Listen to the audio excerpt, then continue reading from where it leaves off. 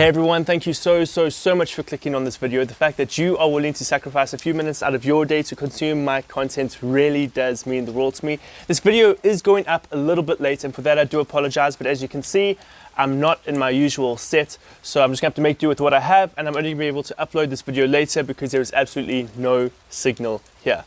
But guys, I just want to say once again, thank you so much for clicking on this video, and today we're going to be reviewing Season 4 of Cobra Kai.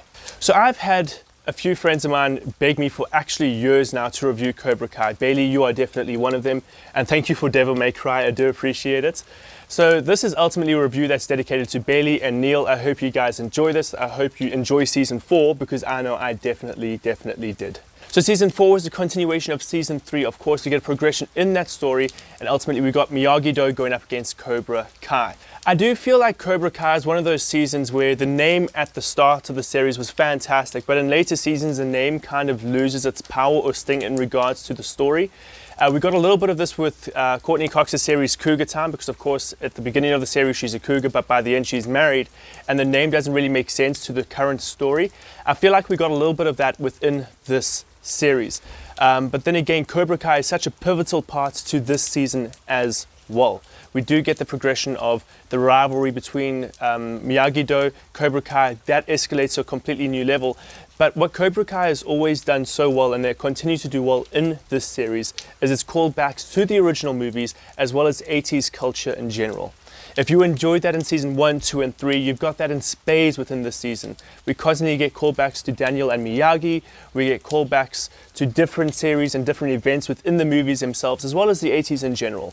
Those are probably my favorite moments within this series, were the callbacks, because we got to see how much this series honors the original films. But we also get massive callbacks to 80s in general. There's a massive plot line throughout this series, which is about a kid who comes to the high school and he gets bullied because he's the new kid, he learns karate. That's literally the entire storyline to the Karate Kid, as well as many other 80s films.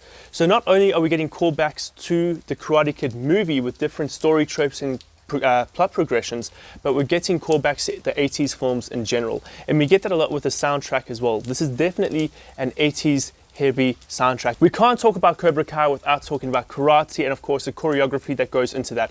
I think we got some of the best fights this season. I'm not necessarily talking about the backyard fights and stuff like that.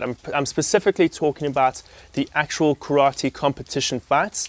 We definitely got some of the best fighting out of the entire series within this season. And I think what made the choreography in this series so much better and the action sequences so much more tense is that in this season there's no completely good characters and no completely bad characters. The audience themselves has to choose who they want to support, and that was something that I really enjoyed this season, because we had specific characters that were set up to be the protagonist, to be the good guy, and I found myself supporting the villains, and that's because of the clever writing of this season. There was no wholly good or evil characters. You as the viewer were able to decide, cool, I want to support this character for A, B, C reasons. And I really appreciate that, and I enjoy when cinema decides to do that. It's probably the one way that this series decided to step away from the classic 80s tropes, because it wanted to do something fresh and unique with its villains by making them feel completely human. Everyone in this series feels human, or as close to human as you can get within a fictitious world. So we've got some great complex characters, we've got some great action, and we've got characters that are written beautifully. What else could you ask for in a series like this? The way that Season 4 sets up Season 5 has got me so incredibly excited. And I think that's what more seasons need to do. We got a bunch of different loose ends tied up, but we had a bunch of stuff set up for Season 5 that's got me incredibly excited. And it's shows like this that make me get so frustrated that we've got to wait sometimes up to a year, 2 years to get another season, because flip, I'm so excited and so ready to engage with more Cobra Kai content. So yes guys, if you guys are at all on the fence about watching Cobra Kai as a series as a whole, or just continuing to Season 4, then I would highly recommend it. Not just to fans of the original Karate Kids movies or to action films or series in general. If you're just looking for engaging cinema with good characters with a great story, then this is definitely a series I'd recommend to you. But guys, thank you so much for watching this review. It really does mean the world to me that you're willing to take a few minutes out of your day. If you haven't yet, check out my community tab. There you can vote for all of the different properties that I've reviewed, and you can get my subscribers' input as well.